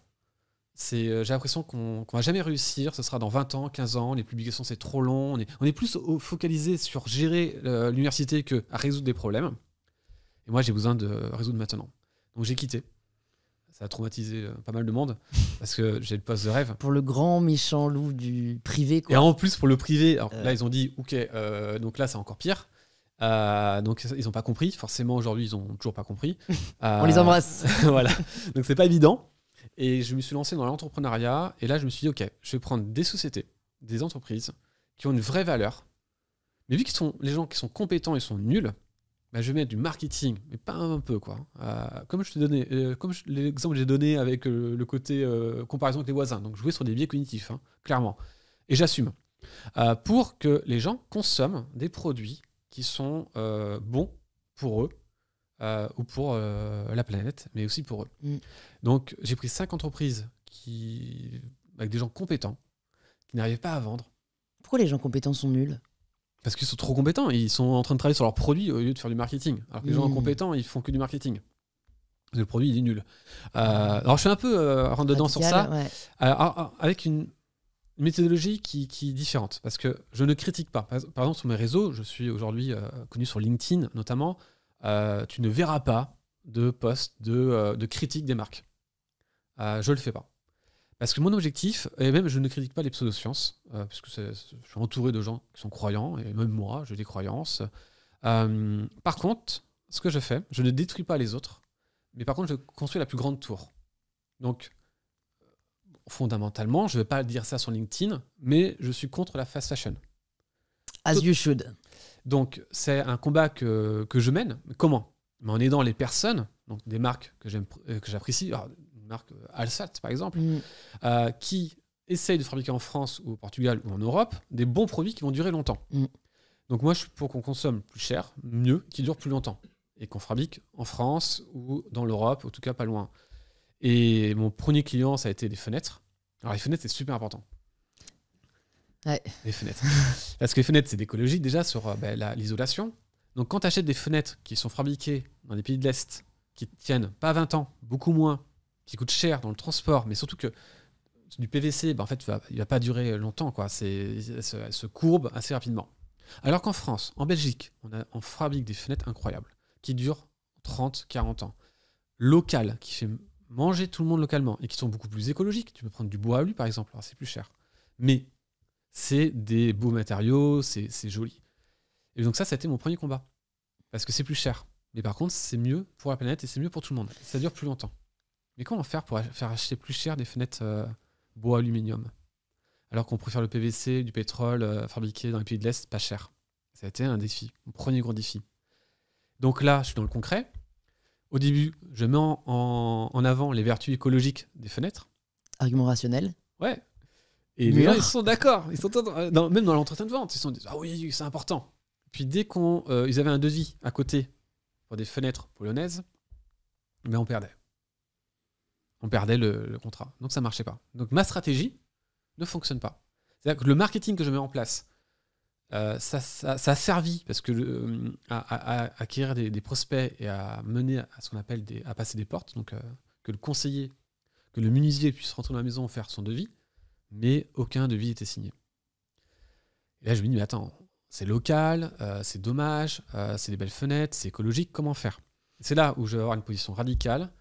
Je vais me rappeler de l'expérience de ce flyer, qui était une expérience scientifique à la base, et je vais jouer très bien. Vos voisins, j'ai appelé cette stratégie, vos voisins vont être jaloux de vos nouvelles fenêtres. Et j'ai fait tout un plan marketing pour jouer sur le fait que investir dans des belles fenêtres, c'est aussi investir dans sa maison. Parce que quand on passe en voiture, on regarde les fenêtres. Et ça donne une valeur de ta maison. Et quand tu es dans un beau quartier, tu préfères investir dans des belles fenêtres. Et là, les gens disent « Ah bah oui, forcément ». Et là, ils étaient prêts à mettre plus d'argent pour des fenêtres écologiques qui étaient beaucoup plus rentables pour eux, pour même l'économie locale, quand les raisons qu'on évoquait étaient pour le regard de l'autre. Ah oui, si les gens ils viennent chez moi, je prends du PVC, en plus c'est pas écolo. Là, le regard de l'autre, ça a été important. Et là, ils mettaient 1 000, 2 000 euros de plus. Et là, ça a cartonné. Explosion. Donc, là, ça marche. Donc, c'est la position que je vais avoir aujourd'hui avec les entreprises, avec une certaine limite éthique, bien évidemment. Je suis contre les promotions, Black Friday, voilà, non, on vend de la valeur comme Apple. Ouais. J'adore Apple. On vend de la valeur, on vend cet aspect-là. Et je vais accompagner les entreprises compétentes à jouer sur des leviers psychologiques pour vendre plus facilement. C'est un peu la mission que je me suis donnée. Ouais, c'est hyper intéressant. C'est hyper intéressant. Et je me demande, toi, quand tu as découvert ce monde du marketing, quels sont les biais dont tu as pris conscience concernant tes décisions d'achat dont tu n'avais pas forcément conscience avant? Alors, c'était horrible. Tu posais une question parce que je me suis dit qu'on était très irrationnel. Et moi-même, très irrationnel dans nos comportements d'achat. Et le marketing m'a passionné parce que là, on avait quelque chose de terrain, très rapide de notre théorie que nous, on avait en laboratoire, en psychologie sociale et cognitive, où finalement, la théorie et la pratique est assez distante. Enfin, assez distante. Il y a une distance entre ce qu'on retrouve et ce qu'on va appliquer plus tard. Là, c'était du direct. L'histoire des fenêtres, c'était l'application directe. J'ai comparé écologie par rapport les voisins, donc j'ai reproduit une expérience scientifique, en fait. Ça marche. Et donc, là, quand je vois que... En fait, je comprends mieux la nature humaine à travers ce qu'on consomme. Et là, je me suis dit, waouh, ok, en fait, on est vraiment buggé. Alors, je le savais théoriquement. Je l'enseignais qu'on était buggé. Mais sans forcément y croire au fond de moi. Parce que, même si on le voit, et on le voit tous les jours, mais je n'avais pas cette conscience-là. Et quand on est dans le marketing, c'est tous les jours qu'on voit des comportements d'achat. Donc, du coup, on a une fréquence assez élevée, et là, on se dit, waouh. Et donc là, je me suis dit, ok, l'humain est buggé, totalement. On est totalement irrationnel. Alors, on peut faire une expérience rapidement pour te montrer qu'on l'est tous. Imaginons, Louise, tu rentres dans une boutique, tu as une veste à 125 €, elle est super belle, tu veux l'acheter, mais la vendeuse, elle est super sympa. Elle te dit, écoute, à 15 minutes de marche, tu as la même veste, mais à 100 €. Tu fais 25 € d'économie. Est-ce que tu fais les 15 minutes de marche pour économiser 25 €, pardon. Étant donné mon emploi du temps, ouais. J'aurais tendance à dire que non. Mais, imaginons, de manière générale, les gens vont dire oui. Ouais. Quand je pose cette question, les gens disent oui, bah, totalement, je fais les 15 minutes de marche pour économiser 25 €. Les personnes qui vont écouter le podcast vont dire bah oui, je fais les 15 minutes de marche pour économiser 25 €. Très bien. Prenons la même situation. C'est une télé, écoute, 1 500 €. La vendeuse, super sympa, elle te dit écoute, à 15 minutes de marche, tu as la même télé, mais à 1 475 €, soit 25 € d'économie. Est-ce que tu fais les 15 minutes de marche pour économiser 25 €? Là, tout le monde dit non. Parce que marginalement, alors que c'est la même somme. C'est la même somme. C'est 25 € d'économie. Tu as considéré que 15 minutes de ton temps valaient 25 €. Et là, du coup, les gens, là, quand je fais ça sur ma dernière conférence, il y a 1300 personnes. Toutes les mains sont levées pour la première condition. Il n'y avait que 2 ou 3 mains levées pour la deuxième. Parce que c'est ça notre irrationalité. C'est vrai que c'est irrationnel. Ouais. C'est totalement irrationnel. Et ça va être partout. Et là, je comprends réellement que nous sommes vraiment irrationnels dans nos comportements. Donc, ça va être super intéressant d'étudier la question. Donc, moi-même, je le suis. Je me fais influencer par les promotions. Je me fais influencer par les émotions. Et je suis aussi un consommateur qui fait attention, mais qui se fait avoir par du marketing, alors que je joue également sur les mêmes biais. Est-ce que tu arrives à identifier ce qui fait que certaines marques, si on reste sur la mode, parviennent à devenir vraiment mainstream ou très populaires, alors que d'autres qui font sensiblement les mêmes produits ne le sont pas autant? Donc, je ne vais pas forcément citer celles qui ne sont pas connues, parce qu'en plus, c'est plus dur à trouver, mais tu vois, je pense à une marque comme Ami, d'Alexandre Matussi, que je connais un peu, qui est super. C'est assez dingue, je trouve, ce qu'ils ont réussi à faire en peu de temps et à une échelle internationale. Tu vois, qu'est-ce qui fait que tout le monde a souhaité s'emparer des pulls avec l'as et que même après les pulls avec l'as, les gens continuent à consommer chez eux. Alors, dans tous les cas, je connais pas cette marque, ça m'intéresse beaucoup. Ah, c'est vrai ? Non. Et alors, Mais t'as forcément vu passer les pulls oui. avec les as, les cœurs. il y a Sandro qui fait ça, mais... Ah bah, c'est une copie. Ouais, non, j'ai pas... Ok. Ah bah oui, donc pourtant, je peux pas répondre du coup. Ouais, là, du coup. Mais par contre, si, parce que je suis convaincu qu'ils ont eu un effet d'autorité quelque part. Donc, soit quelqu'un de connu a profité de... Ça fait un effet d'autorité. Donc, quand une marque devient connue, c'est un effet d'autorité quelque part. Star à la portée, quelqu'un sur les réseaux sociaux. Donc, il y a eu un effet d'influence. Donc, il y a eu un effet marketing. Parce qu'on ne peut pas obtenir ce résultat sans marketing. Donc, il est très facile pour moi de décrypter. Donc, je ne connais pas la marque, mais je pense qu'il y a eu de l'affluence. Donc, ça veut dire qu'il y a eu des déclencheurs où des gens ont pris la parole sur cette marque. Je pense. Non, mais si. Bah, en fait, je sais qu'aujourd'hui, il y a plein de stars qui le portent. Mais voilà. Donc, est-ce qu'à l'origine, il y a eu une personne... Moi, j'ai écouté le podcast du cofondateur. Non, ça fait 6 ans que c'est en croissance phénoménale en Europe, en Asie, aux States. Et donc, je me demande en effet si au début, ils n'ont pas eu genre une star qui a porté le truc, qui a lancé le mouvement. Ça commence comme la mode, c'est très lié à ça. Aujourd'hui, si tu achètes une marque de luxe, tu achètes la marque de luxe pour la marque. Parce que tu retrouves la même qualité pour beaucoup moins cher. Pour bien connaître maintenant le domaine. Et donc, les gens payent. Alors, j'avais fait une expérience qui est très simple. 2 paires de lunettes Chanel, mais j'ai enlevé les logos Chanel d'une paire. Combien tu es prêt à payer pour la paire de lunettes Chanel qui comporte le logo ? En moyenne, c'était 300 € de plus. 300 € juste pour le petit logo qui était sur le côté. Il était tout petit. Donc, on paye quoi ? On paye un prestige. Je suis OK avec ça. Je suis OK avec ça, il n'y a pas de problème. Moi, j'ai passé ce cap-là. Pour moi, j'ai eu cette envie-là à un moment donné, puis je suis concentré sur des vêtements qu'on ne peut pas reconnaître, mais de bonne qualité, qui tiennent longtemps, mais sans la marque. C'est une nouvelle mode aussi. Hein, ouais. Bon, après, les deux sont compatibles aussi. Les deux sont compatibles. Parce que je comprends l'idée de vouloir créer un univers, un sentiment d'appartenance. Mais il y a ce prestige qu'on va acheter. Et pour le prestige, on est prêt à payer beaucoup plus. En fait, les gens sont prêts à payer beaucoup plus pour impressionner les autres que parfois pour leur propre confort. C'est irrationnel. Après, il y a des explications, bien sûr. Mais voilà. Donc, on est prêt à payer beaucoup pour la marque que quelqu'un porte pour les autres. En fait, tu vas acheter plus pour les autres que pour toi. Donc ça, c'est un biais clair qui influence la décision d'achat. Est-ce que tu en as identifié d'autres que tu utilises comme levier pour améliorer l'efficacité du marketing des boîtes que tu accompagnes ? Alors, il y a plein de biais, mais en fait, il y a 2 critères qui sont importants. Parce qu'on pense que le marketing, ça va être des techniques d'influence et de convaincre. Pas du tout. En fait, la première erreur des entreprises qui ne fonctionnent pas, mais qui ont un excellent produit, c'est qu'on ne comprend pas ce qu'ils font. C'est ce que je vais leur dire, de parler au système 1. Donc, système 1, système 2. Daniel Kahneman. Si je te dis 2 plus 2, paf, tu as pensé à 4, c'était automatique, tu l'as pas contrôlé. 17 fois 24, tu n'as rien qui arrive à ton esprit.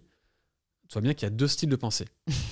Voilà. Ben, le marketing, les gens compétents, ils parlent au système 2. C'est-à-dire qu'on n'a pas une image mentale de ce que me propose concrètement le produit. Donc je ne sais pas ce que fait la personne. Le premier réflexe à avoir, en fait c'est même 80% de mon travail, c'est de rendre tangible ce que la personne propose, mais une version en émotion. Donc il faut que la personne puisse avoir une image mentale concrète du bénéfice que tu vas m'apporter. Mais s'il n'y a pas cette image qui arrive, ça ne va pas très bien marcher. Tout le secret est créer cette image. Tu n'as pas besoin de promotion. Tu n'as pas besoin de jouer sur des leviers d'influence comme l'ancrage ou les effets decoy. Tu peux tout simplement, si tu fais déjà ça, tu vas faire des ventes. Et tu vas ensuite activer des émotions parce que tu ne peux pas activer des émotions si on ne comprend pas. Et là, je vois les copywriters, ils écrivaient des trucs ultra émotionnels, mais on ne comprend pas ce que tu fais. Donc, tu peux faire du beau copywriting, ça ne marchera pas. C'est comme les gens qui font des formations, on ne comprend pas le programme. Ils font un super titre, mais le programme, on ne le comprend pas. Ils disent « Ah, ça ne marche pas. Mais je ne sais pas ce que je vais avoir après la formation. C'est que des belles phrases, augmenter votre efficacité. » Ça veut dire quoi, efficacité ? Ça ne veut rien dire. Et en fait, tout le monde fait ça, et ça ne marche pas. Donc, la force que je vais apporter, c'est de rendre tout simplement, système 1, une communication qui est finalement super simple, plus logique, Alors oui, je vais faire une histoire. Tu prends Alsat, il y a une histoire dans une vidéo. Ça marche super bien. Tu prends Respire, il y a une histoire. Tu te bases avec Respire ? Non. D'accord, J'aime beaucoup ce qu'ils font. Enfin, le marketing. J'ai reçu Justine sur le podcast. Ah, ben voilà. Comme ça, je le place. Elle a fait un super marketing avec une histoire. C'est du marketing. Et tu comprends ce qu'elle fait, tu comprends le problème, tu comprends comment elle l'a construite. Elle a travaillé dur. C'est des biais cognitifs. Hein. Quand tu dis que tu as travaillé dur pour monter ce que tu as fait, ça donne plus de valeur. Donc, voilà, c'est des effets marketing, mais que j'aime bien. Mais la première règle, c'est on doit comprendre exactement le bénéfice que ça va m'apporter. C'est la première erreur des entreprises. La deuxième, tu actives des émotions. Ça suffit. Et tu peux répéter ce schéma indéfiniment ? Parce que ce qui est dur aujourd'hui, je trouve, c'est que la concurrence étant accrue, et oui, on peut... Finalement, chaque marque peut aujourd'hui chercher sa propre visibilité sur les réseaux sociaux. C'est quand même des chemins de communication très différents d'avant. C'est difficile pour notamment les marques B2C, donc qui vont directement aux consommateurs, de continuer à tirer son épingle du jeu et à rester dans le game, quoi. Alors c'est vrai. C'est vrai que le B2B, c'est beaucoup plus facile aujourd'hui puisqu'il y a un champ où ils ont été trop rationnels dans leur communication, donc il y a tout à faire, donc là tu t'éclates. J'ai beaucoup de B2B aujourd'hui par rapport à ça parce que c'est facile. Il y a un terrain incroyable, les logiciels, tout ce domaine-là.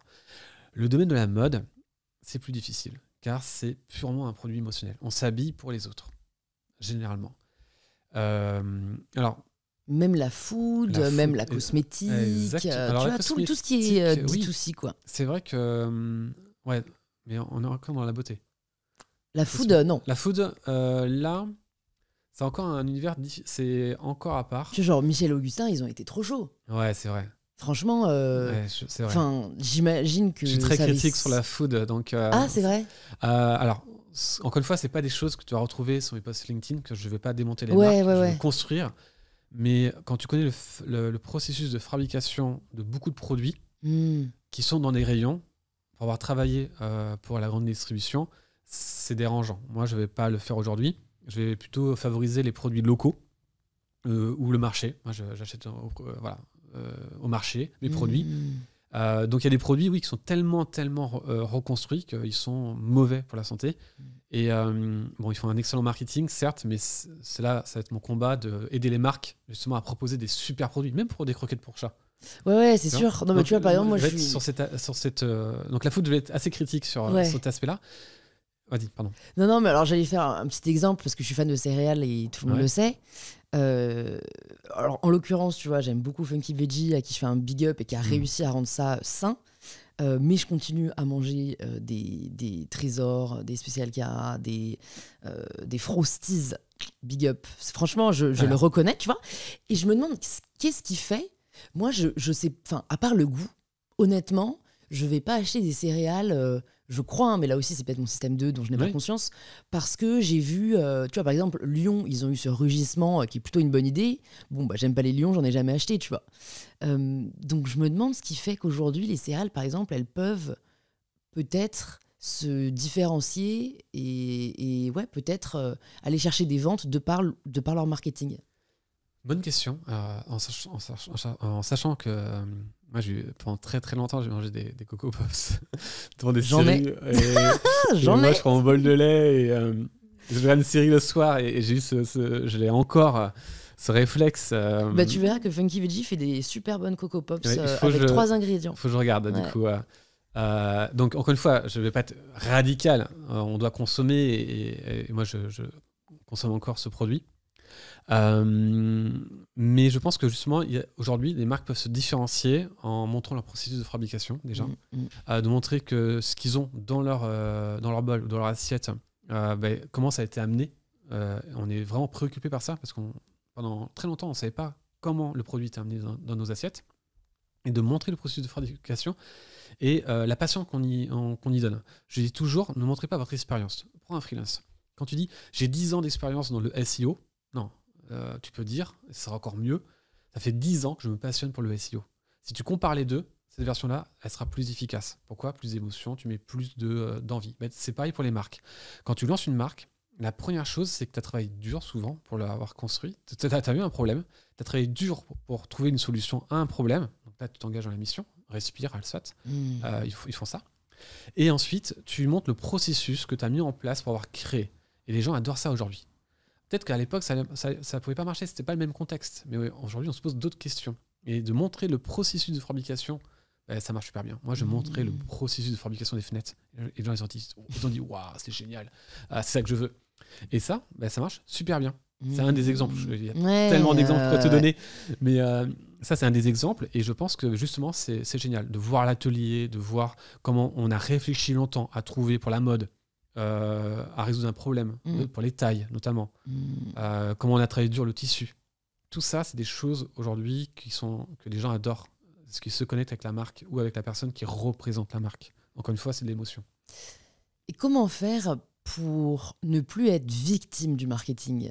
Parce que comme tu le disais très bien, souvent on n'en a pas conscience. C'est vrai.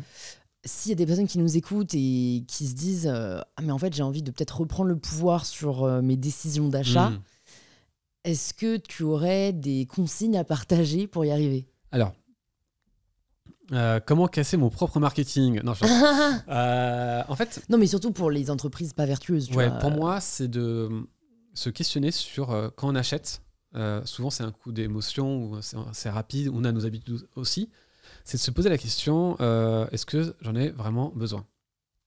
Ça, c'est la première chose. Parce qu'on achète beaucoup d'objets qu'on va utiliser qu'une seule fois, parce qu'on le voit, on dit « Ah, c'est trop bien !» Puis après, il est dans le tiroir. Donc, est-ce que je vais vraiment l'utiliser ? Ça, c'est une question toujours importante à se poser. En sachant que sous le coup de l'émotion, on va faire des achats qui sont souvent compulsifs. Et c'est là où moi, je vais essayer de dire est-ce que j'en ai vraiment besoin ? Et je vais reculer. Et je vais souvent attendre un ou 2 jours, le temps que l'émotion descende. Je vais donner un exemple. Je dois justement avoir une agence pour le montage. On en parlait au début. Je dis, écoute, super, ça me plaît, je te reviens mardi prochain, je vais réfléchir. La personne, elle a pris ça pour une objection. Et elle a commencé à me dire, non, mais pourquoi tu as besoin de réfléchir maintenant ? Qu'est-ce qui fait que tu as besoin de réfléchir ? Elle sentait qu'elle perdait l'avance. Non, c'est juste que je me suis mis une ligne rouge, tout achat, je prends le temps avant de décider, même si je sais que je vais acheter. Donc oui, je vais acheter, mais je ne vais pas le faire maintenant.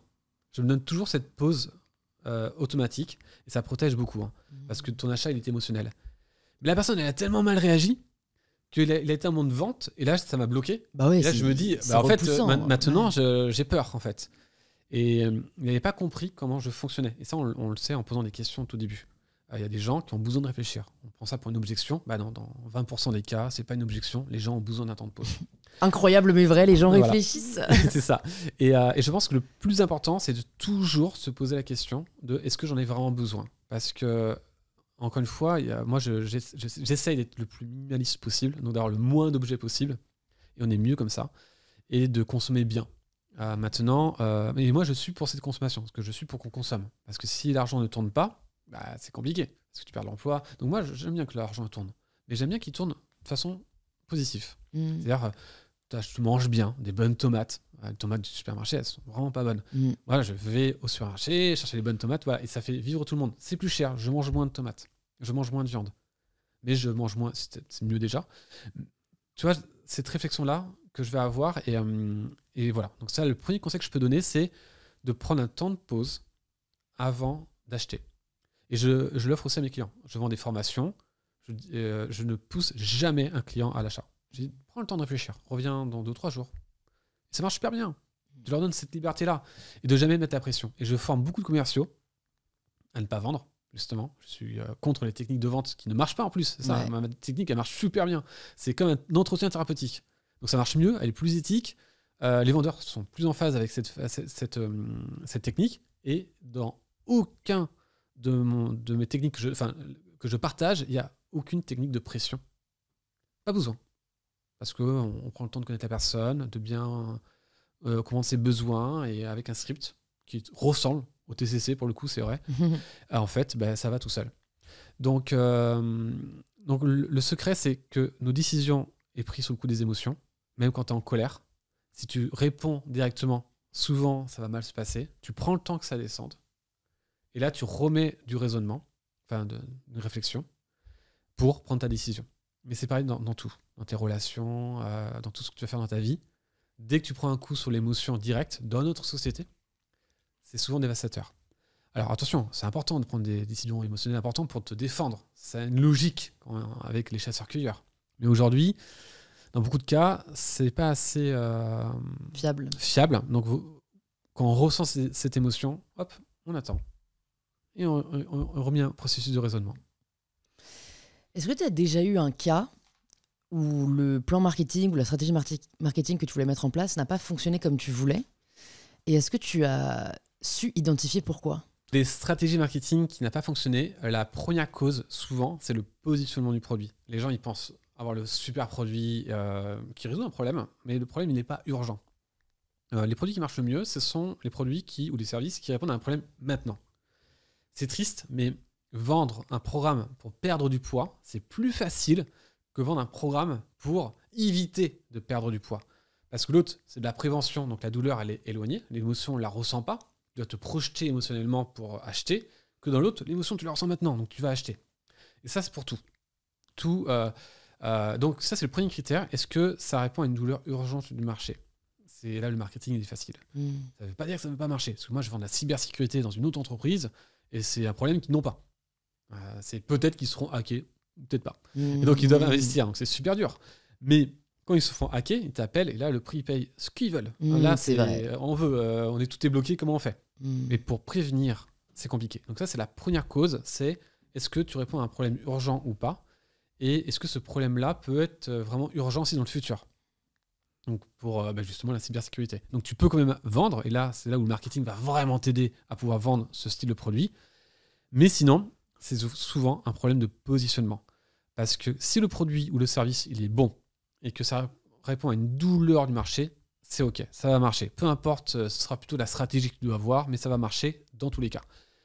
Quand ça échoue, c'est souvent un problème de positionnement.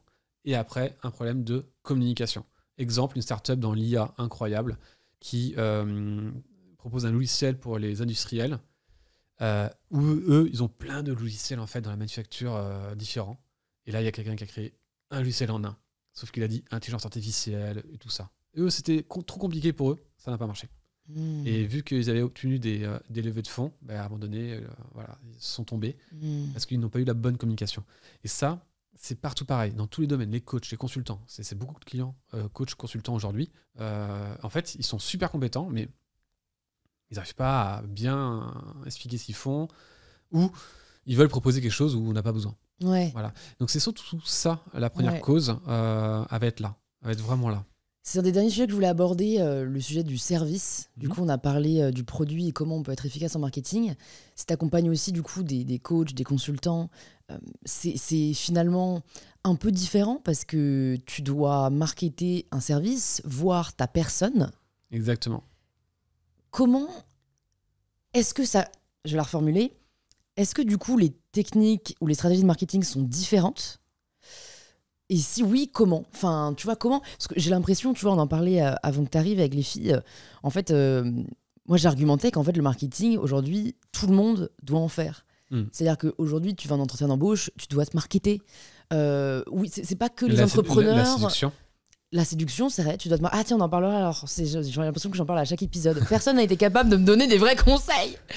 Mais ne serait-ce que voilà, dans la vie de tous les jours, pour te différencier, pour mettre en avant ce que tu fais, même pour réseauter, tu dois te marketer. Donc en gros, est-ce qu'il y a des do's et des don'ts que tu pourrais nous partager? Alors totalement. Et encore une fois, c'est pour ça qu'il y a une révolution dans le marketing, dans la façon de penser. Ça va être pareil que dans le B2C. Pour bien réussir en B2B et en tant que consultant, parce que j'ai énormément de demandes par rapport à LinkedIn, parce qu'ils voient mon profil, ils disent « Ah, je vais faire pareil ». La première chose, c'est que le consultant, quelqu'un qui vend du service, ce n'est pas tangible. Donc les gens ils vont te dire « Ah, j'adore ce que tu fais », mais ils ne vont pas acheter parce qu'ils ne voient pas ce qu'ils achètent. Tu prends quelqu'un qui fait de l'accompagnement, développement personnel. Ok, tu vas m'accompagner, moi, en tant qu'entrepreneur, pendant 6 mois, 12 000 €, mais je ne sais pas trop ce que je vais avoir. Moi, on va faire des entretiens. Ça ne peut pas marcher. Et eux, ils ne comprennent pas pourquoi ça ne marche pas. En fait, il faut rendre l'accompagnement, le conseil, tangible. Tangible, il faut le matérialiser. Par exemple, je pourrais proposer un accompagnement développement personnel, mais au début, on va faire un sorte de questionnaire. Et tu auras des résultats, c'est tangible. Et moi, je vais faire l'interprétation de ces résultats. Hop, tangible. Et je vais montrer qu'il y a des parcours. Donc, quand tu proposes un service de conseil, tu vas vendre un résultat final. Mais ce résultat, comment tu l'obtiens? Et par rapport à des piliers. Pilier 1, 2, 3. Donc, moi, je vais apprendre à les structurer. Parce qu'en fait, ils sont forts à donner des conseils. Mais ils ne savent pas structurer un accompagnement. Ils vont tout donner d'un coup. Ils ne vont pas structurer étape par étape. Et ça, tu vas le rendre tangible parce que la personne a l'impression que du coup, elle avance réellement. On a fait l'étape 1. On va passer à l'étape 2, étape 3. Et rendre avec des livrables. Un PDF, c'est bizarre, mais c'est tangible. Moi, j'ai augmenté mes ventes de formation en rajoutant un PDF qui est la même chose que ma page de vente. Mais étant donné qu'il pouvait télécharger quelque chose, c'était tangible. Donc, l'objectif d'un service, c'est de le rendre tangible et matériel. Et là, c'est le premier secret. Et je te promets, t'appliques ça, t'augmentes tes ventes. La deuxième, c'est encore jouer sur les émotions. Tu as 2 façons aujourd'hui de trouver des clients. Soit ils viennent à toi, soit tu vas les chercher. Donc, tu peux aller les chercher en faisant de la publicité. Alors, moi, j'aime pas faire de la prospection. J'aime pas appeler les gens. J'aime pas envoyer des messages LinkedIn. Je dis pas qu'il faut pas le faire. Mais c'est pas mon délire. Ouais. J'aime pas recevoir des messages LinkedIn trop formatés. Je me sens très lié à chaque fois. Ouais. Donc, moi, je donne 2 stratégies. Soit tu publies du contenu qui résout des problèmes et les gens viennent à toi pour demander « Waouh, comment tu peux m'aider ?» Soit tu fais de la publicité, pourquoi pas un webinaire, où tu donnes du contenu, un PDF. Et là, tu vas chercher les gens qui sont inscrits, tu leur proposes des entretiens. Voilà, tu peux attaquer ces deux angles sur les réseaux sociaux, parce que tu peux trouver des clients avec 2 réseaux. Et dans les deux cas, tu apportes de la valeur. Ça, c'est ce que je conseille aujourd'hui. J'ai eu tellement de consultants sur LinkedIn, un peu boomer, c'est pas sympa, mais un peu ancien, qui a fait à comprendre, qui marchait super bien, et aujourd'hui, ils sont totalement dépassés, ils n'arrivent pas à comprendre les nouveaux codes. Et en fait, avant, ils publiaient chez un réseau, c'était cool pour eux, c'était le paradis. Et là, on est arrivé, les influenceurs, publier du contenu, moi, des carousels directement. Et donc, non, le secret, c'est encore une fois jouer sur les émotions, apporter quelque chose. Et quand on publie, moi, on me dit, mais comment tu fais pour vendre autant? Car j'ai un des comptes LinkedIn qui rapporte le plus en organique. C'est-à-dire que je publie sur LinkedIn et les gens viennent acheter mes produits sur mon site internet. Très simple. En fait, il faut donner du contenu qui résout réellement des problèmes. Moi, je reçois tout le temps des messages où les gens me disent « J'ai appliqué ce que tu m'as dit sur le carrousel, sur ta newsletter, j'ai eu des résultats. » Et là, il y a la confiance s'est créée. Exactement. Automatiquement, ils achètent. Et les gens, ils partagent du contenu, mais on ne peut pas vraiment utiliser. C'est des conseils de surface. Et donc, du coup, je ne peux pas acheter. Le déclencheur pour activer l'achat, c'est on a appliqué ton conseil, on a vu un résultat, on veut aller plus loin avec toi. Ça, c'est le vrai secret pour trouver des clients, pour les convertir, un compte organique en vente. Et c'est ce qui manque souvent pour beaucoup, beaucoup de monde.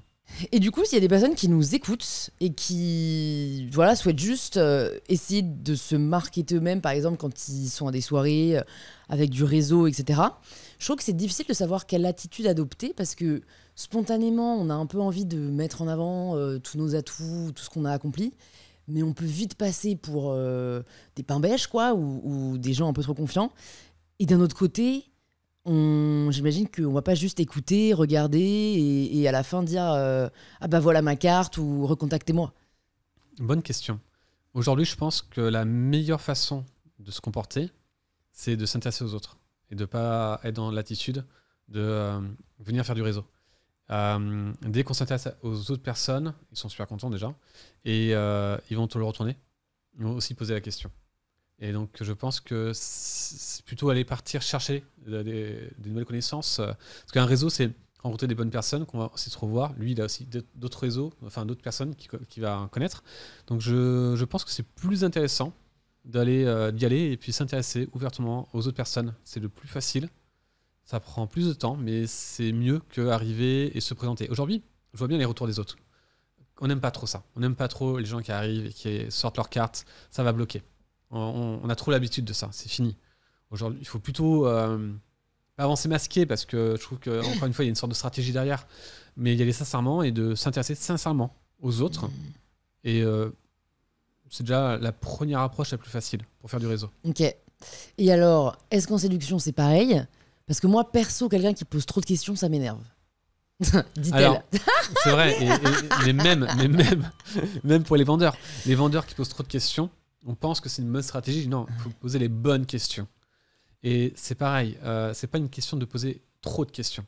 C'est les bonnes questions, celles qui, toi, vont activer encore une fois des émotions qui t'intéressent. Si je te pose des questions, mais que toi, ça m'intéresse plus moi que toi, on va être perdant, c'est sûr. Mais si je commence à te poser des questions qui, toi, t'intéressent et ça développe une conversation, c'est plutôt, encore une fois... Ça, déjà, faut savoir. Tu vois, si on rencontre quelqu'un à une soirée, un bar, tu sais pas ce qui l'intéresse. C'est tout un art et c'est pour ça que je dis toujours aux gens, le meilleur conseil de votre vie, peu importe ce que vous allez faire, c'est de comprendre la psychologie humaine. Quand tu comprends la psychologie humaine... Bonne chance. Exactement. Pour les recrutements, tu passes plus facilement parce que ta vie dépend des décisions des autres. Dans la séduction, tu dépends si la personne elle est intéressée ou pas. Dans le recrutement, c'est pareil. Dans l'entrepreneur, ça dépend si tes clients vont acheter ou pas ton offre. Donc, c'est toute une question de communication. Et quand tu comprends la psychologie humaine, tu sais doser tout ça.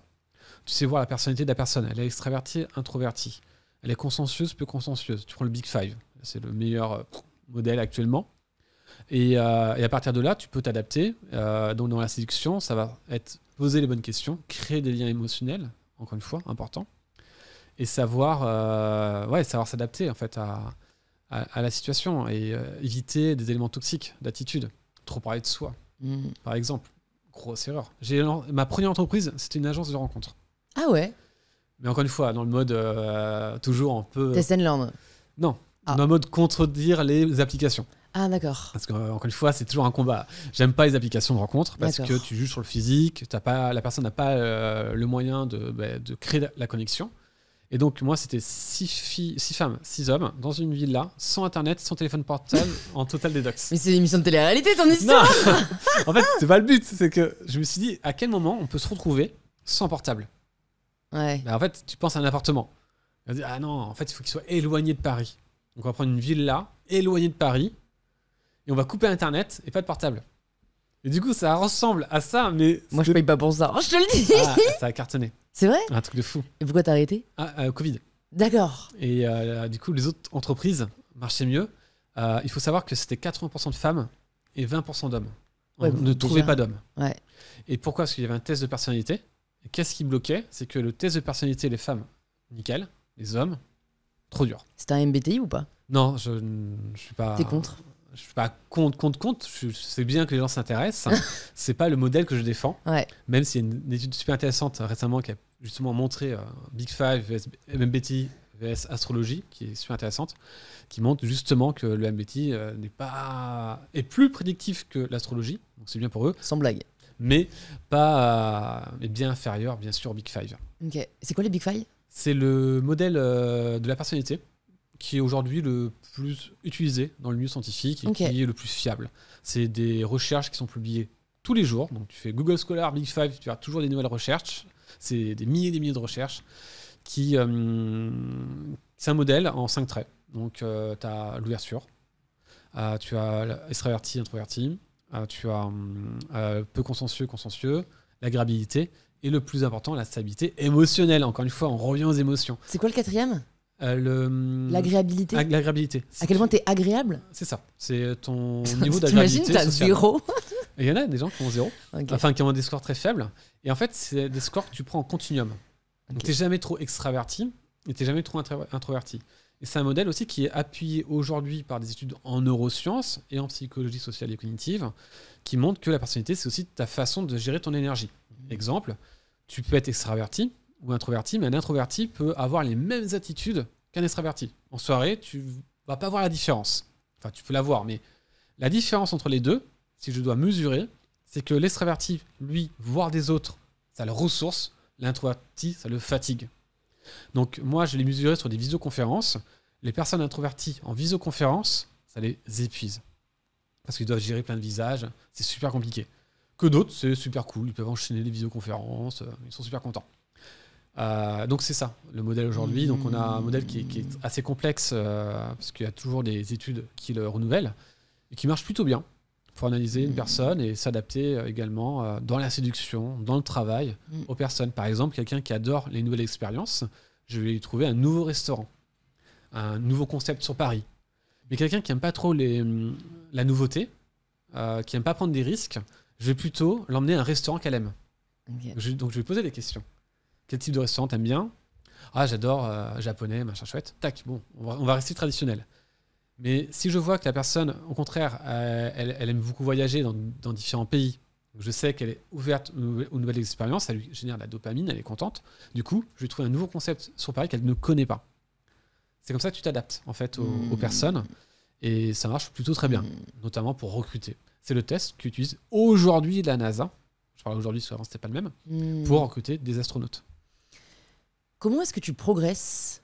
Et notamment, comment est-ce que tu assesses si ce que tu as appris n'est pas devenu obsolète ? Alors, là, tu as 2 questions dans une. Comment tu progresses dans ta vie, de manière générale ? Ouais. C'est une vraie question et je suis assez content que tu me la poses parce que, justement, on va pas forcément... Enfin, les gens ne sont pas forcément d'accord avec moi. Moi, je défends l'idée qu'on progresse tout le temps, mais pas de la même façon. On progresse à travers ses expériences, donc dans l'action. Donc quand on dit que tout le monde change, oui c'est vrai, mais pas du tout au même niveau. Quand tu te lances dans l'entrepreneuriat, le changement il va être radical, parce que tu as une punition quand ça ne marche pas qui va être violente. Et tous tes défauts, ils sont x10. Moi je n'ai jamais autant évolué dans ma psychologie, dans mes relations aux autres, depuis que j'ai lancé des entreprises. J'ai échoué aussi dans ce domaine-là, sur le rapport humain. Donc on évolue à travers... 1, l'action. S'il n'y a pas d'action, tu ne peux pas évoluer, parce qu'il n'y a pas d'échec. 2, dans les échecs. Et là, c'est ta capacité à te remettre en question. Et je pense que les gens qui évoluent le plus, ce sont ceux qui se remettent en question. Le plus important. C'est vraiment le critère, même qu'on mesure dans des études. C'est cette capacité à se remettre en question constamment, à ne pas avoir des préjugés qui sont établis. Donc je pense que ce sont les 2 critères.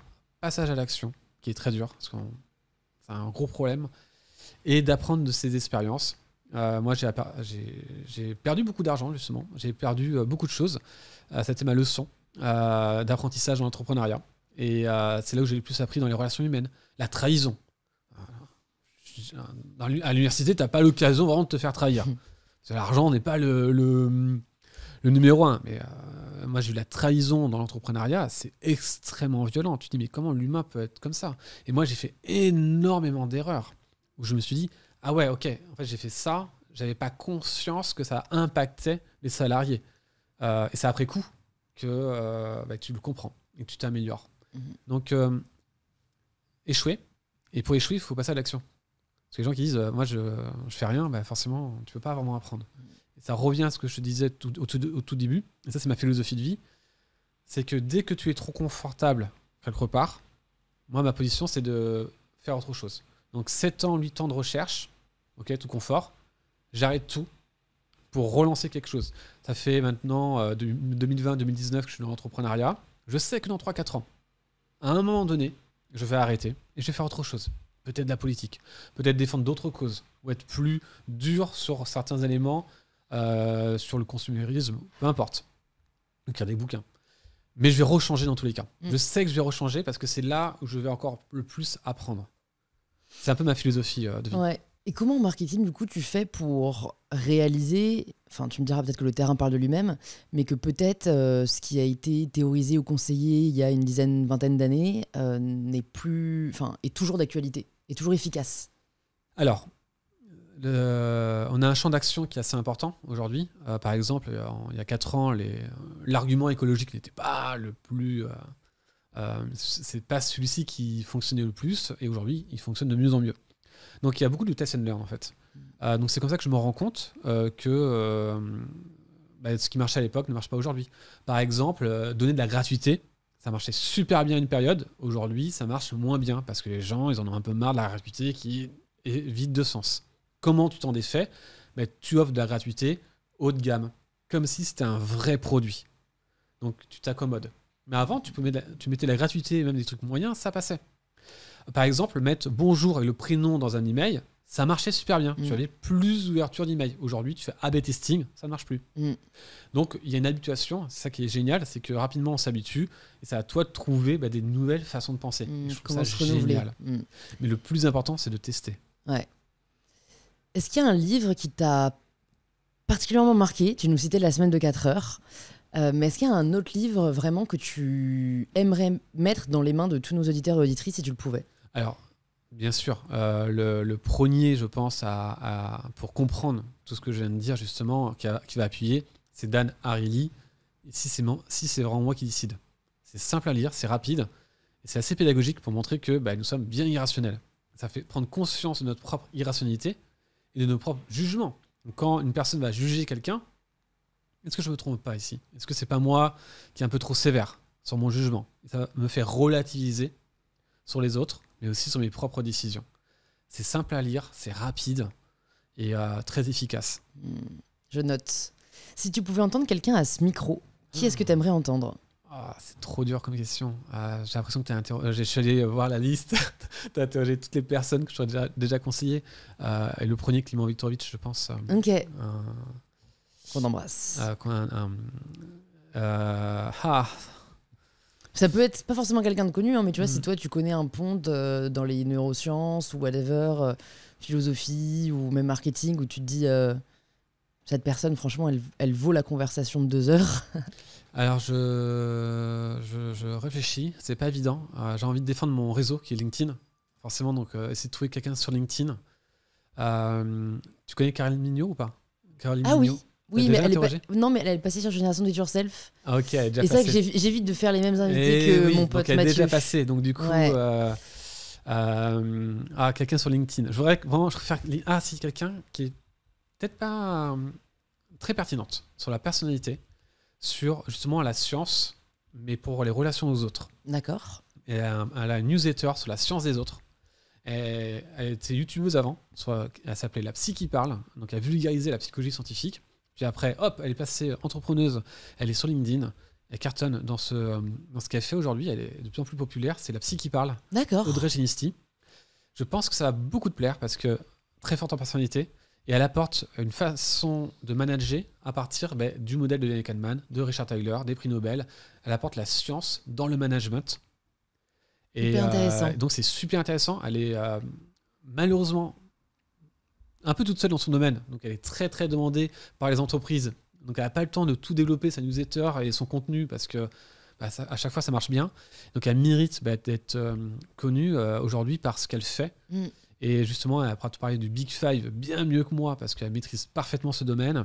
Et elle a des grands groupes aujourd'hui. Forcément, ça a été groupe comme Airbus aujourd'hui, parce que son domaine d'expertise est assez rare. Mais du coup, c'est intéressant, parce que c'est encore nouveau. C'est la première fois qu'on met du Daniel Kahneman, du système 1, du système 2 en management. Moi, je l'ai mis en marketing. Elle le met en management, dans la gestion de conflits, comment résoudre un conflit. Et là, tu auras la science appliquée à ça. Ok, hyper pratique.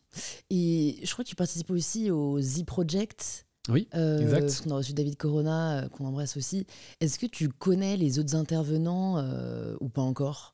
Parce que je me demande s'il y en a, tu vois, d'autres. Je connais pas les intervenants personnellement. Ouais. Je connais Stéphane Malassagne, parce que j'ai adoré ce qu'il fait sur TikTok. Moi, je suis très réseaux sociaux. Donc, très TikTok, malheureusement. Tu suis bien sûr InPower sur TikTok. Voilà, j'aurais beaucoup de trucs drôles.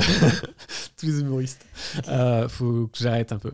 On a le droit de rire. Voilà, mais j'adore, mais c'est un peu trop. Là, j'ai abandonné un peu la lecture par rapport à TikTok. Donc, j'adore ce qu'il a fait sur le charisme. Et lui, il passe juste avant moi. Et il est passé dans une série qui s'appelle Loup-garou sur Canal+. Ah bah oui. J'ai adoré. On a reçu Charlie. Voilà, et je ne connaissais pas. Ouais. Et j'ai adoré sa prestation dans Loup-garou. Donc lui, que je vais rencontrer, qui passe juste avant moi. Mais après, je ne connais pas Anthony Bonbon. Ouais, que j'ai reçu. Ouais. Et ensuite, après, les autres, je ne les connais pas. Ce sera l'occasion de découvrir et d'écouter. Découvrir, exactement. Je vais te poser la dernière question du podcast, la nouvelle dernière question du podcast.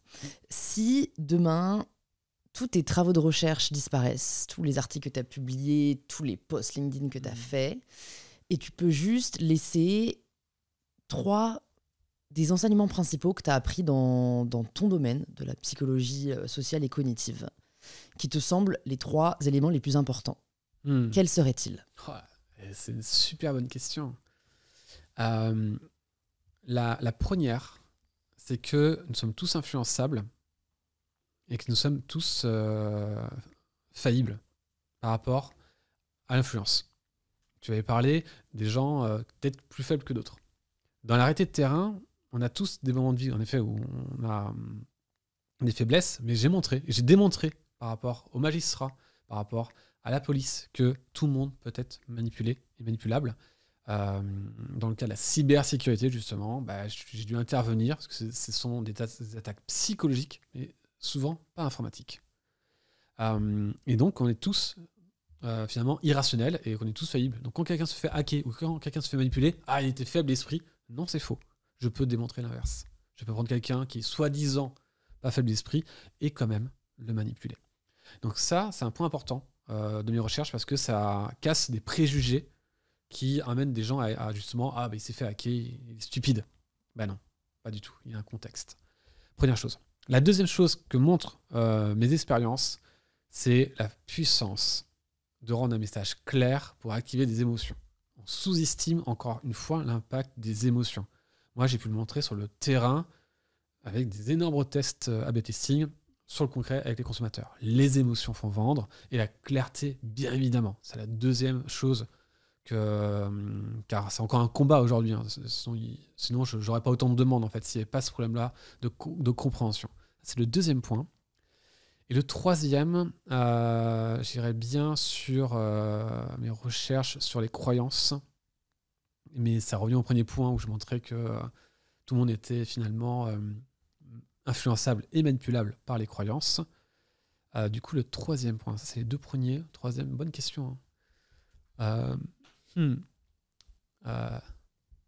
bloque un peu sur le troisième. Non, mais t'inquiète. Déjà, tu peux réfléchir. On n'a plus l'habitude de prendre le temps. Et je pense dans tout ce que tu as dit, peut-être sur le sujet des idées reçues aussi. Voilà, ça c'est le troisième point, tu as raison. Le troisième point, c'est qu'on est toujours, moi le premier, dans la contradiction quand on ne croit pas à la même chose. Donc par exemple, ça c'est vraiment un message que je fais au quotidien mais qui est important, c'est qu'on va me dire mais pourquoi sur les réseaux tu ne prends pas de position claire et nette contre la marque Coca-Cola, puisque c'est une marque que je critique de manière générale, mais pourquoi tu le fais pas avec ton réseau aujourd'hui? Je suis classé 30e influenceur LinkedIn, un truc comme ça, je fais 1 million de vues. Pourquoi tu fais pas ça? Pourquoi tu n'y vas pas? Ce n'est pas la bonne façon de faire. Pour moi, attention, et ça m'engage que moi. Ma méthode, peut-être que ça marche pas, c'est de créer la plus grande tour. Mais c'est la même chose que ce soit pour la politique. Il y a des gens, je comprends. Chez moi, c'est très polarisé. Extrême gauche, forcément, d'où je viens, c'est plutôt de très gauche, mais c'est des entrepreneurs qui sont plutôt de droite. J'ai même des gens de l'extrême droite, ce qui est étonnant, mais intéressant. Et donc, c'est vrai que je ne vais pas juger quelqu'un qui vote extrême droite, par exemple, mais je vais m'intéresser à pourquoi. Qu'est-ce qui fait que? Et le fait de laisser parler, ça libère une parole, et d'ailleurs, ça marche beaucoup mieux pour convaincre, d'ailleurs, mais juste laisser parler pourquoi, en fait. Qu'est-ce qui t'amène à ce comportement? Quand on me dit... parce que moi, je vois mes collègues chercheurs, quand la personne dit on n'est pas allé sur la Lune, de suite là, la ligne, comment ça? Mais comment on peut dire ça? Non, crois ce que tu veux, si ça te fait du bien. J'ai aucun problème avec ça. Peu importe. Par contre, je ne vais pas te dire que j'y crois. Si tu me poses des questions, je vais être radical. Je vais t'expliquer pourquoi je n'y crois pas. Mais je ne vais pas chercher à te convaincre. Mais je vais toujours poser des questions et surtout être toujours bienveillant. Que tu peux croire à la Terre est plate ou ce que tu veux, la première règle, c'est accepter les croyances des autres. Et j'apprends beaucoup même avec des gens qui sont croyants en certaines religions, ils apportent des choses qui sont intéressantes. Donc c'est sûr qu'en tant que scientifique, j'ai une vision, on va dire, plus cartésienne, mais j'ai aussi des croyances. Mais je tolère et j'accueille des gens qui ne pensent pas comme moi, qui vont infirmer mes croyances. Je trouve que c'est beaucoup plus intéressant et je ne les attaque pas, même si je ne suis pas d'accord. Ça, c'est la troisième chose que j'ai vue parce que étant donné que mon but était à la base de déconvertir des gens qui sont des sectes, en fait, j'ai vu que la meilleure façon, c'était pas aller au frontal, mais d'accueillir et de comprendre que on est de l'humain, on est tous irrationnels. Moi-même, on est tous dans un monde qui n'existe pas, qui n'est pas réel en fond, parce qu'en fait, c'est que des questions de perception. La preuve, on met de l'argent sur des vêtements pour avoir chaud, alors que c'est pour une marque, ça n'a rien de rationnel, mais c'est cool, c'est la vie. Bah, c'est pareil pour des gens qui sont dans des croyances, même s'ils ne pensent pas comme moi, politiquement parlant. Bah, en fait, j'ai des très bonnes discussions et on va très très loin, et justement, ça permet d'enrichir. Et eux-mêmes, c'est quand tu poses des questions et que tu es super cool avec eux, et même d'extrême gauche, parce que les extrêmes gauche sont ultra... Bah, que c'est là où la colère ou la discussion elle se crée, et tu crées quelque chose chez la personne. Donc si vous voulez créer quelque chose chez quelqu'un, bah non, il ne faut pas aller au frontal, il faut au contraire s'intéresser, être bienveillant, et tu verras que tu auras beaucoup plus d'impact, même pour changer soit ton comportement ou son comportement. Trop chouette. Voilà. Merci beaucoup, Avec Romain. plaisir. Écoute, c'était hyper intéressant. Très très chouette, j'ai appris beaucoup de choses, ce qui est chouette parce que c'est le but de ce podcast. Super. Pour les personnes qui veulent désormais te suivre, en savoir plus sur ce que tu fais, où est-ce que tu veux qu'on les redirige? Alors, sur LinkedIn, forcément, et je viens d'ouvrir mon compte Instagram il n'y a pas longtemps. C'est Ok. tout nouveau, mais principalement LinkedIn, où je publie beaucoup plus. Ok, trop chouette, je mettrai ça dans les notes de l'épisode et j'espère à très vite. À très vite, merci beaucoup.